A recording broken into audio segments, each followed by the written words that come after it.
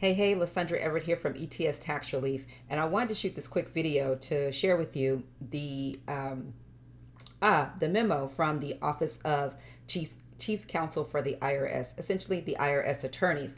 And they released this memo on September 16th. And what they said is that fraudulently forgiven PPP loans need to be counted as income on the tax return. Now, I wrote a whole blog about this over at etstaxrelief.com, and I'll put a link to the blog in the description there so you can go get all the details.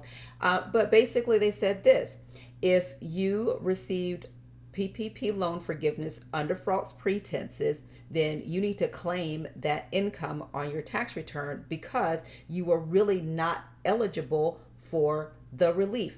So, for instance, let's say that you were an eligible recipient, but you didn't spend the money the way that you were supposed to. You may have submitted some false documentation, but you didn't actually do what you were supposed to. Then you're supposed to claim that income on your tax return because you really weren't eligible for relief.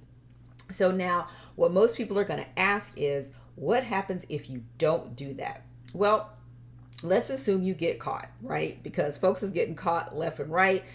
They've extended the deadline for prosecuting PPP loan fraud and EIDL loan fraud. So there's a lot more people that are going to get caught.